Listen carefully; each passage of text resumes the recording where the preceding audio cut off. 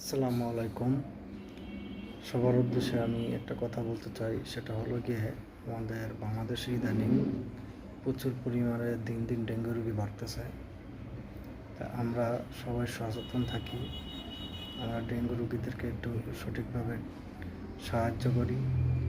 বিশেষ করে ডেঙ্গু রোগীদের ব্লাডের দরকার হয়। আমরা যারা ব্লাড দিয়ে থাকি এবং যারা ব্লাড নিয়ে থাকি, তারা যাতে কেউ কারো প্রতারণার শিকার না হয় সেই দিকে সবাই খেয়াল রাখবেন।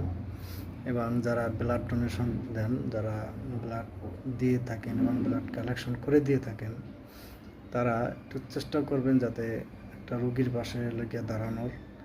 কারণ আমাদের এই মুহূর্তে গিয়ে ব্লাডের খুবই দরকার। আমার কাছে প্রচুর পরিমাণে ফোন আসে ব্লাডের জন্য। আমি নিজে ব্লাড দিয়ে থাকি। আলহামদুলিল্লাহ আমি এ পর্যন্ত 34 বার ব্লাড দিয়েছি। আমি যতটুকু পারি সবার পাশে দাঁড়ানোর চেষ্টা করি। অনেকে হয়তো গিয়ে ফোন দিয়ে ব্লাড চায়, দিতে পারি না, ম্যানেজ করে দিতে পারি না, এই কারণে তাদের মন খারাপ হয়। আসলে মন খারাপ করবেন না, কারণ ব্লাড এত পরিমাণে দরকার হয় যে দেখা গেছে যে টাইম না হওয়ার আগেও ব্লাড দেওয়া লাগে, এরকমও পরিস্থিতির শিকার হয়। আমি নিজেও এরকম কিছুদিন আগে আমি ডাক্তারের কাছে গিয়েছি, ডাক্তারকে বললাম যে দেখেন আমি 2 মাস আগে ব্লাড দিয়েছি, আমার ব্লাডটাকে নেওয়া যাবে কি না, কারণ পেশেন্টের ইমার্জেন্সি দরকার। ডাক্তার আমাকে বলল যে আপনি যে উদ্যোগটা নিয়েছেন ভালো উদ্যোগ, আপনি ব্লাড দিচ্ছেন ভালো, কিন্তু এমনভাবে কাজ করবেন না যাতে আপনার নিজের ক্ষতি হয়। তা আমরা চেষ্টা করি যাতে গিয়ে সবার পাশে দাঁড়াতে আমরা পারি।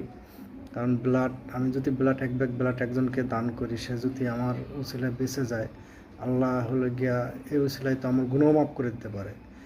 তাই আমরা সবাই চেষ্টা করি যে গিয়া সবাই সবার পাশে দাঁড়াই। ইনশাআল্লাহ আল্লাহর রহমতে সব ঠিক হয়ে যাবে। এবং যারা ব্লাড দেয় তাদেরকে বলবো, আপনারা প্লিজ দয়া করে গিয়ে একটা মানুষ ফোন দিলে চেষ্টা করবেন যে গিয়ে ব্লাডটা দেওয়ার জন্য।